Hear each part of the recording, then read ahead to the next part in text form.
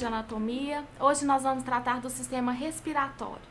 É muito importante nós estabelecermos a conexão adequada entre o sistema respiratório e o circulatório, que nós acabamos de estudar. Nós precisamos de relembrar que antes do sangue ser distribuído novamente aos tecidos, ele é levado aos pulmões, onde as taxas de oxigênio são renovadas. Daí a proximidade desses dois sistemas e uma observação específica que nós vamos fazer quando nós chegarmos na descrição de alvéolo pulmonar, que é onde exatamente as trocas gasosas acontecem, a hematose acontece. Então, nós vamos começar analisando uma figura geral que representa o sistema respiratório, e eu procurei mostrar ali para vocês que o sistema consiste somente de uma sequência de tubos que conduzem o ar aos pulmões, aonde haverá então a troca entre o ar contido no alvéolo e o sangue que está passando pelas paredes dele.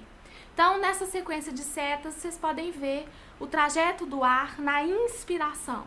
Então, existe uma sequência que é obedecida na descrição anatômica, que é esta, da inspiração, e obviamente o ar ele tem um trajeto contrário durante a expiração, quando ele é devolvido ao meio externo. E então nós vamos seguir essa sequência para poder descrever a anatomia do sistema. Nós vamos começar então pela cavidade nasal, que é a primeira parte que o ar ocupa nesse sistema. E a cavidade nasal, ela tem o seu limite anterior em uma estrutura que faz saliência na face, chamada de nariz. A gente pode ver nessa vista lateral de crânio os limites ósseos dessa saliência da face, chamada de nariz. E os ossos nasais e as duas maxilas delimitam uma abertura em forma triangular, chamada de abertura piriforme, que a gente vê parcialmente nessa vista. Nós vamos ver melhor num desenho aí adiante. Mas a abertura piriforme, então, é completada por cartilagens nasais, recobertas por pele, e então completam essa saliência da face que nós estamos analisando. Por quê? É justamente na base do nariz que estão as duas comunicações entre o meio externo e a cavidade nasal, a primeira porção que o ar ocupa. Então, nessa vista inferior do nariz, a gente consegue observar as duas narinas, que é por onde o ar vai entrar na cavidade nasal. Portanto, as narinas são o limite da cavidade nasal com o meio externo, como nós já observamos. Nessa vista anterior de crânio, a gente consegue ver, então, a abertura piriforme numa vista mais ampla. E eu marquei ali para vocês verem a forma dela, típica, que é o que originou, né, inspirou o seu nome. Então, através da abertura piriforme, a gente consegue ver, inclusive, alguns detalhes que nós vamos abordar na descrição da cavidade nasal. O que a gente consegue ver com maior nitidez, além do septo nasal, da parte óssea do septo nasal, são projeções que saem das paredes laterais e ocupam a cavidade nasal, chamadas de conchas nasais. A gente consegue ver através da abertura, especificamente as conchas nasais média e inferior. A superior não dá para ser visualizada nessa vista. Em corte sagital de cabeça, então, a gente consegue ver os limites anterior e posterior da cavidade nasal. Na ponta da seta está uma das narinas, a narina direita, e o limite posterior da cavidade é a coana, que hoje, na nomenclatura, mudou o nome para cóano, esse nome aí que eu coloquei primeiro. Então, a cavidade nasal se estende da narina até o cóano. Obviamente, nós não conseguimos estudar a morfologia da cavidade com a presença do septo, assim como está representado nessa figura. Então, nós vamos tirar o septo nasal para a gente conseguir descrever e observar a morfologia dela. Vejam, chama atenção essas saliências que nós vimos através da abertura piriforme, que saem das paredes laterais em direção à cavidade, chamadas de conchas nasais. eu marquei então ali a concha nasal superior, a média e a inferior. Abaixo de cada concha, nós temos então os meatos, que são esses espaços existentes entre duas conchas ou abaixo de cada uma delas. Os meatos são especialmente importantes porque em cada um deles se abrem estruturas que estão no entorno da cavidade nasal, que nós vamos discutir com calma. Eu marquei nessa vista anterior de crânio, ali em linhas pretas, as conchas nasais média e inferior do lado direito, né? Lembrando que são estruturas bilaterais e aparecem na outra metade também. Além de identificarmos essas estruturas da cavidade nasal, a gente vai também dividir essa porção do sistema respiratório em partes ou regiões. A região que segue imediatamente das narinas até essa linha preta ali que eu marquei é a região da cavidade nasal chamada de vestíbulo.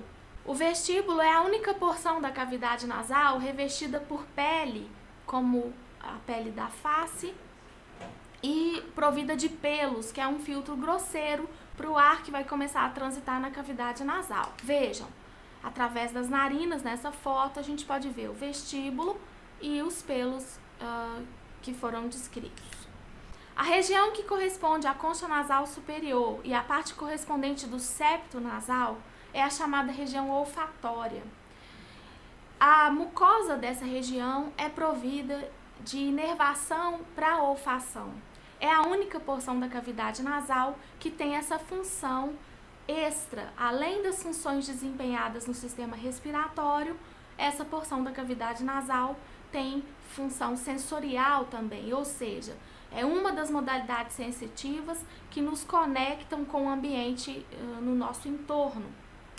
Vejam, nessa vista superior de base de crânio, eu circulei ali o osso etimoide e a gente pode ver a lâmina cribriforme dele, né, esses furinhos, por onde os ramos do nervo olfatório chegam, têm acesso à cavidade nasal. Na figura ao lado, na ponta da seta, está o bulbo olfatório e então os nervos, os raminhos do nervo olfatório descendo até o terço superior da cavidade nasal somente, como vocês podem ver, tanto do septo quanto na concha nasal superior. Todo o restante da cavidade tem a função específica do sistema respiratório e é, portanto, chamada de região respiratória. Então, tirando o vestíbulo e a porção olfatória, sobra aí toda essa área entre elas, que é a região respiratória. Qual que é a participação dessa região no sistema respiratório? Para que a gente entenda isso, nós vamos precisar discutir um pouco mais o epitélio que reveste essa cavidade, e isso nós faremos em sala de aula. E a gente vai então, com calma, deduzir que essa porção do sistema respiratório é responsável por hidratar esse ar, por aquecê-lo e também tirar as impurezas que estão em suspensão nesse ar. Então, o ar, quando ele passa na cavidade, a gente tem uma modificação das suas características para que a hematose aconteça com maior aproveitamento a nível de alvéolo. Como eu disse, nós vamos discutir isso melhor em sala de aula. Antes de continuarmos descrevendo o trajeto do ar, nós temos que ver as estruturas que estão ainda relacionadas com a cavidade nasal. Uma delas são os seios paranasais. Quando nós estudamos sistema esquelético, em classificação de ossos, nós vimos que alguns dos ossos do crânio eram classificados como pneumáticos, em razão de terem cavidades preenchidas por ar e revestidas por mucosa. E é nesse contexto que nós vamos estabelecer uma relação desses ossos com a cavidade nasal. Então, é chamado de seios paranasais ao conjunto de ossos que tem cavidades contínuas com a cavidade nasal. O nome de cada seio paranasal é o nome do osso em que ele se encontra. Então, nesse slide, por exemplo, a gente vê aí coloridos os seios dos respectivos ossos. Então, ali de amarelo o osso frontal, de verde o etimoidal, em vermelho o maxilar e em preto o seio esfenoidal, mas não é nessa vista óssea que nós vamos estudá-los na prática, por exemplo. Nós vamos ver isso em cortes frontal e sagital de cabeça, como nós vamos analisar nos slides seguintes. Então, vejam, na ponta da seta o seio frontal, né, no arco superciliar, a parte do frontal que é oca, o seio etimoidal, nas massas laterais do etimoide,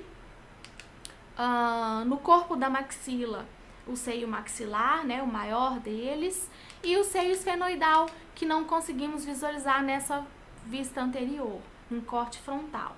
Para a gente poder ver seio esfenoidal, a gente tem que ver um corte sagital ali na ponta da seta. Vejam, então acima da cavidade está o seio esfenoidal e os demais circundando a cavidade nas laterais. Outra estrutura que nós vamos ver ainda associada com o nariz é um dos componentes do aparelho lacrimal, o duto lácrimo-nasal, antigamente chamado de naso lacrimal, que é formado por uma organização de uma sequência de tubos ligando o saco conjuntival com o meato inferior da cavidade nasal. Assim, o excesso de lágrima, que é produzido constantemente pelo aparelho lacrimal, pela glândula, sai do saco conjuntival, é coletado por essas sequências de tubos que no final é continuado pelo duto lácrimo-nasal, que chega no meato inferior da cavidade nasal. Nós vamos ver isso em uma peça especial lá na aula prática. Por último, nós vamos ver a constituição do septo nasal, essa parede que divide as cavidades nasais direita e esquerda entre si. O primeiro componente na ponta da seta é a lâmina perpendicular do etimoide, é uma parte só desse osso.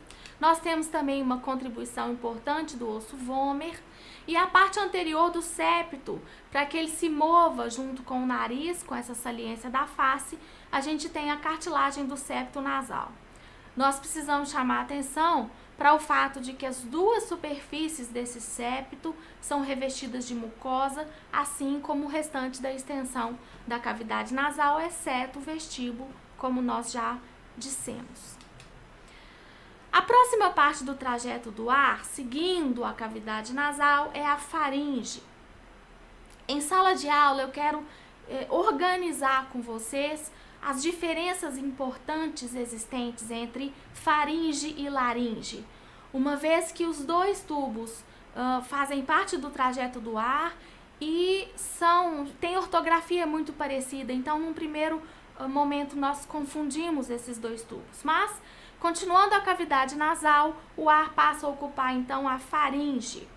A faringe então tem o seu limite superior na coana, né, nas duas coanas, e o limite inferior na margem inferior da sexta vértebra cervical ou da cartilagem cricoide. A gente usa essas duas referências porque elas estão ao mesmo nível. Então, a gente pode usar uma ou outra referência. Então, esse tubo que vai desde a coana até a C6 é a faringe. Vocês podem ver nesse slide que a faringe ela está relacionada com algumas estruturas importantes que são anteriores a ela. Então, marcado ali com uma estrela, a cavidade nasal, que está à frente da porção superior da faringe. Ali, agora, a cavidade bucal, que está anterior à parte correspondente da faringe. E, da mesma maneira, a laringe está numa localização anterior em relação a uma dada porção da faringe. Então, é usando esse critério de quais estruturas estão à frente da faringe é que nós dividimos a faringe em partes menores. Qual que vai ser o limite exato dessa divisão? Nós vamos traçar linhas imaginárias que vão tangenciar o ápice da úvula e o ápice da epiglote, como eu fiz ali no slide. E aí, com essas linhas imaginárias, a gente então divide a faringe em três partes, que são a nasofaringe, ou a parte nasal da faringe, a orofaringe, ou a parte bucal da faringe, e a laringofaringe, ou a parte laríngica da faringe. É importante a gente lembrar e entender bem esses limites.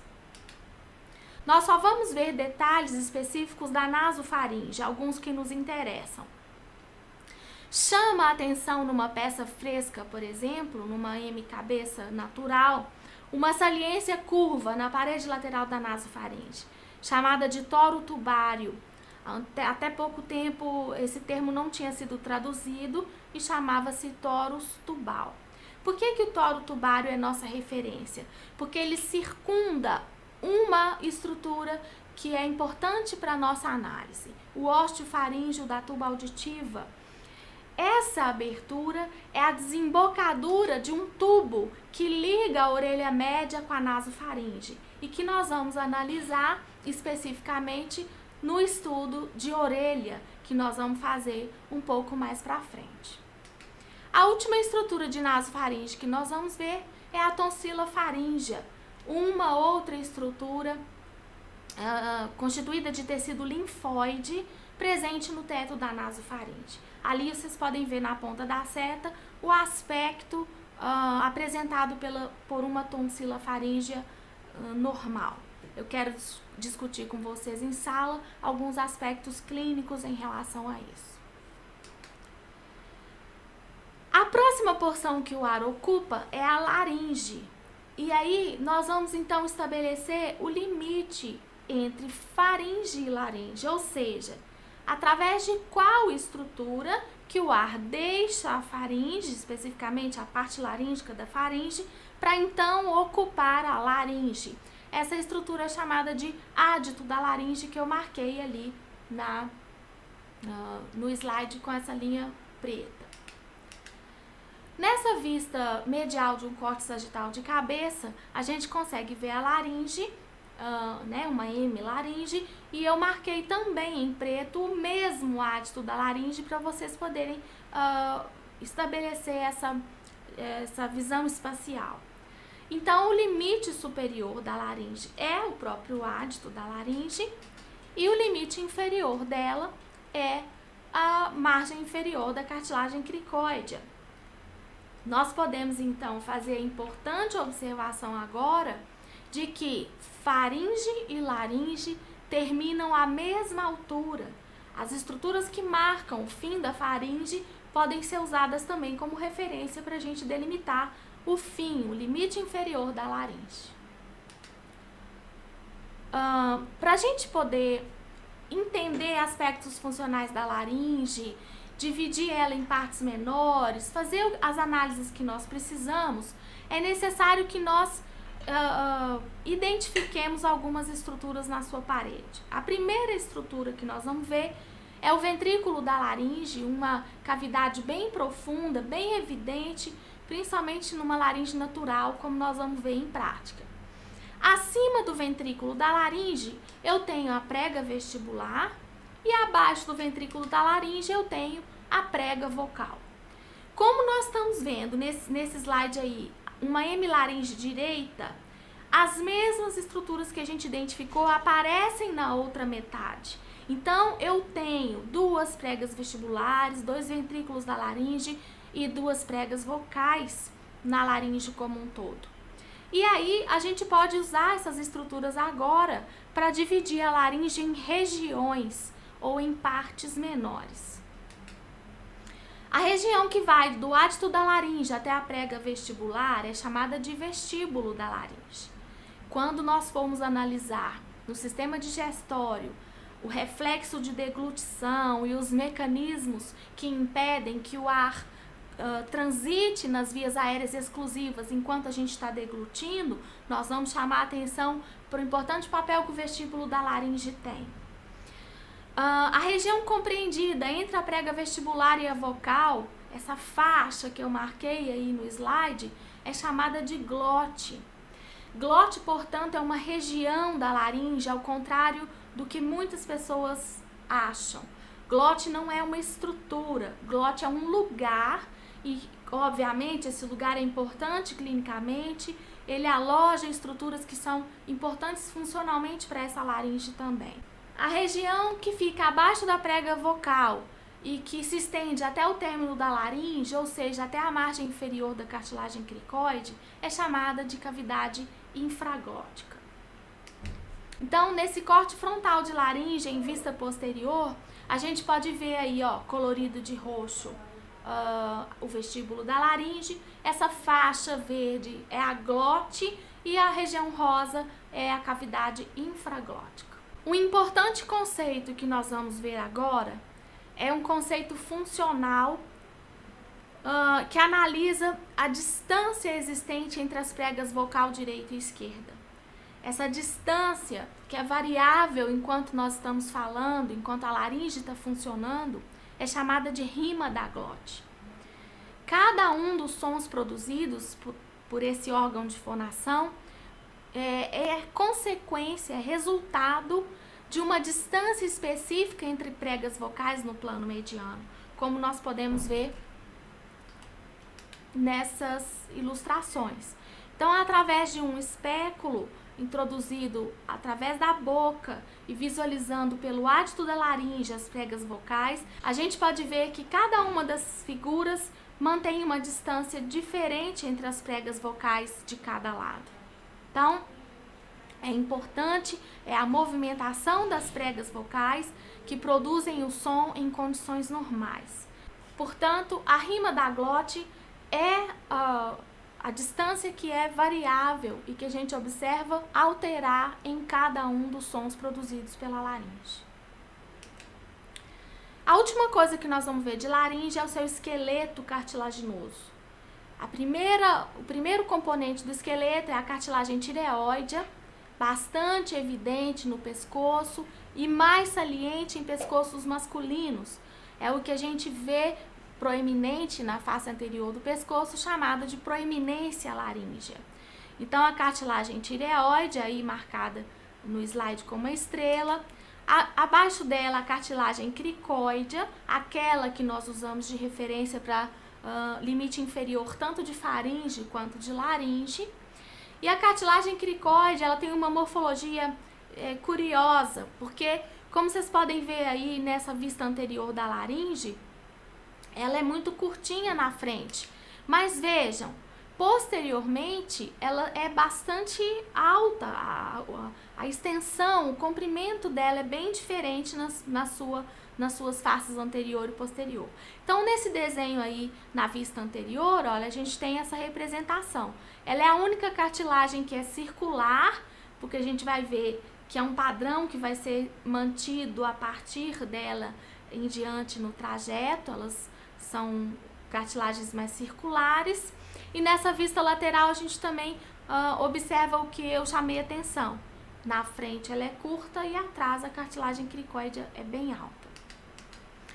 A cartilagem epiglótica é a única cartilagem da laringe que não é cartilagem hialina, ela é constituída de cartilagem elástica e está ali marcada com uma estrela. Nós vamos ver ela melhor em outras representações. A cartilagem epiglótica é bem fácil de ser visualizada e ela tem um papel importante na deglutição, como nós vamos ver lá na ocasião do digestório. As últimas cartilagens que nós vamos ver são pares. Até agora, as que a gente viu são cartilagens ímpares. E as aritenoides e as corniculares são duplas, elas são pares. Então, marcada com a estrela, a cartilagem aritenoide direita, e no ápice dela, uma cartilagem em forma de corno mesmo, chamada de cartilagem corniculada.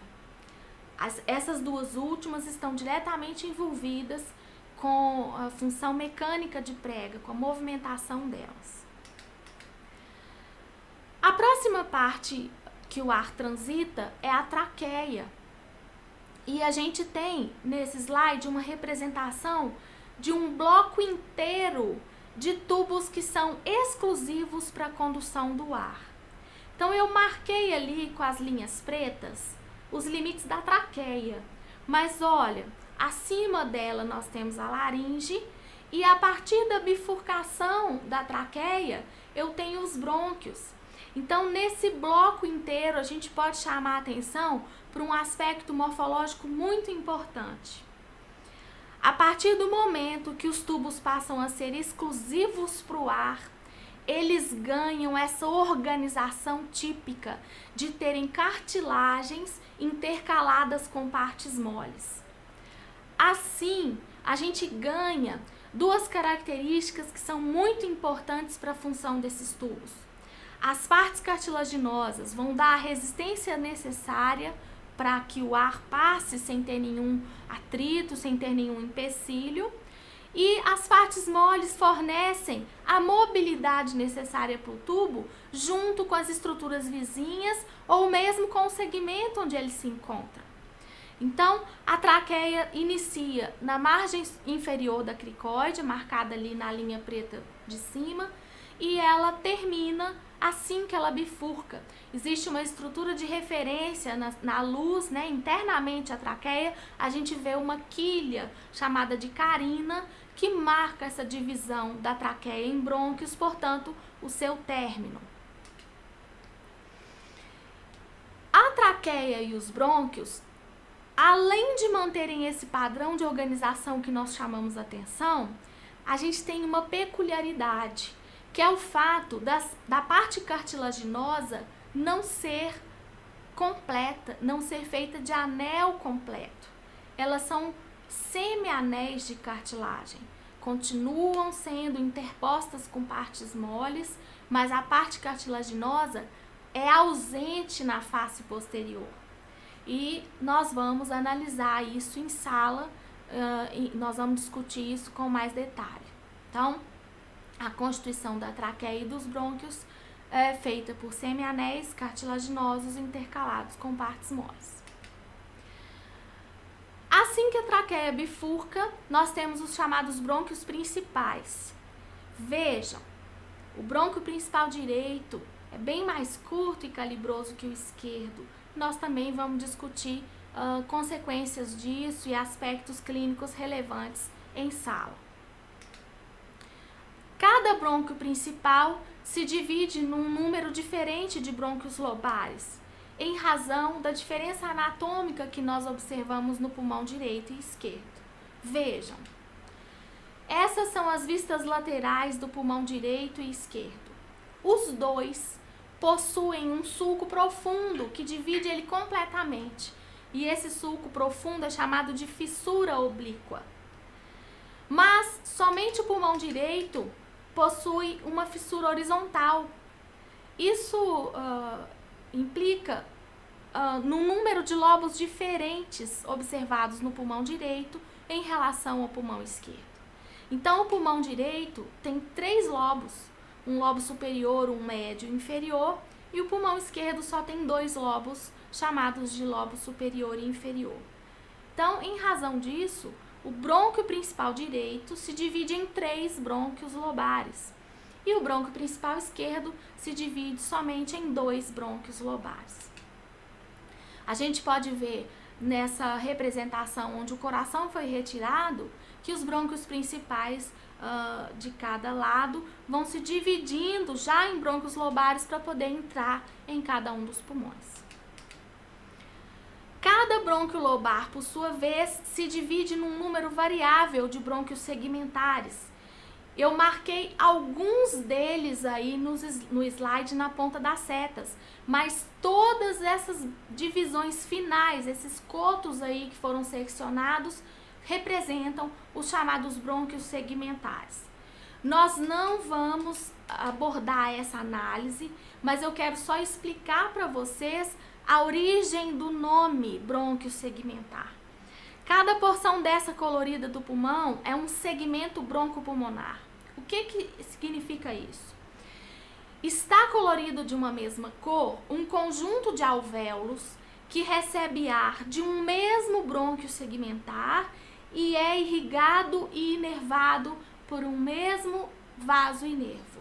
Então, eu tenho um conjunto de alvéolos que eu tenho um território específico de ar, de tubo que carrega esse ar até aquele local e também de vascularização e de inervação.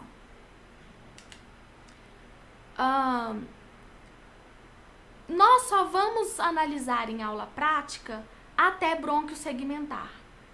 Mas daí em diante é que acontece realmente a parte funcional do pulmão. Então, nós vamos analisar as 2 últimas partes do trajeto do ar, apesar de não serem visualizadas a olho nu. Vocês podem ver nesse slide que a quantidade de cartilagens presentes no tubo, à medida que a gente desce nele, ela vai ficando cada vez mais escassa, até se tornar ausente. É aí que marca a divisão de brônquio segmentar para bronquíolo. Vejam, no fim, na extremidade desse tubo representado, eu vou ampliar esse quadradinho aí no próximo slide. E é justamente esse fundo de saco, o fundo cego do tubo, é que é chamado de alvéolo pulmonar, que é onde acontecem as trocas gasosas, chamada na fisiologia de hematose.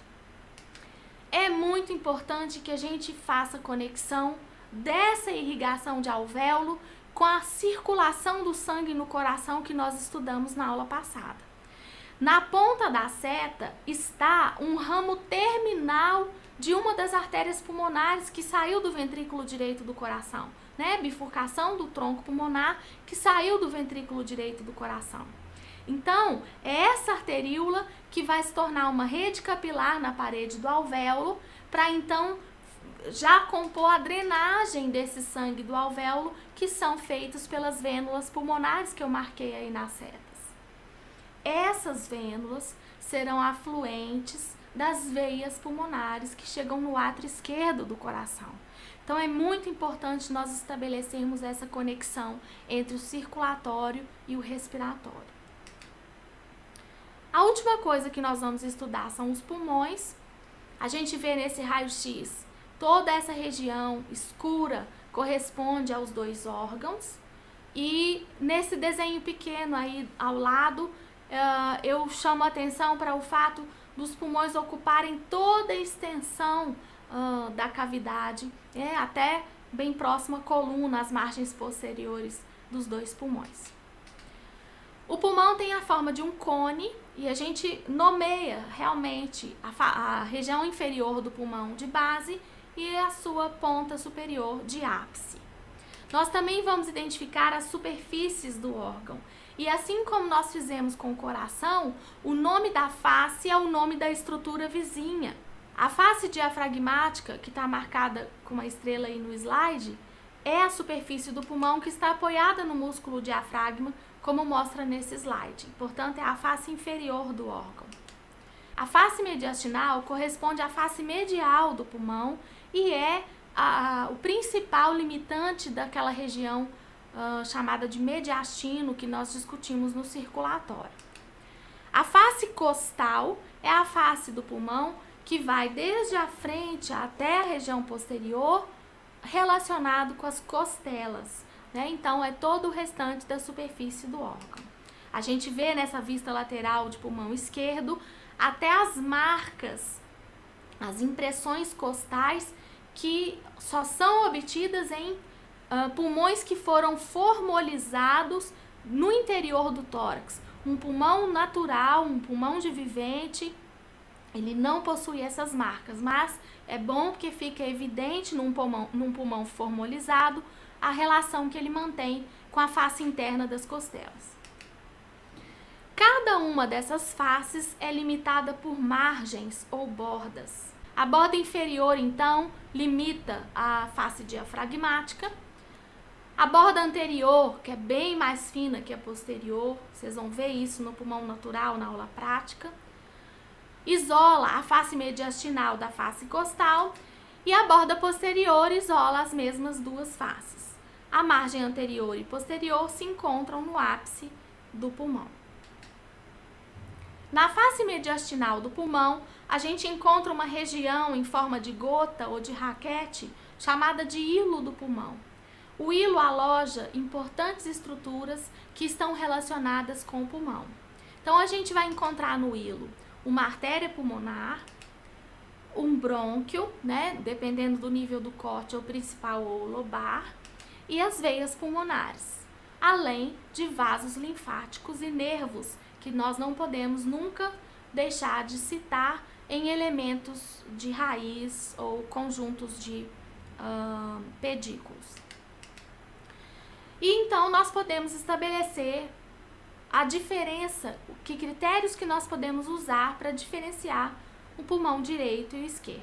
Então, o número de lobos que nós discutimos anteriormente, o pulmão direito tem 3 lobos e o esquerdo tem 2.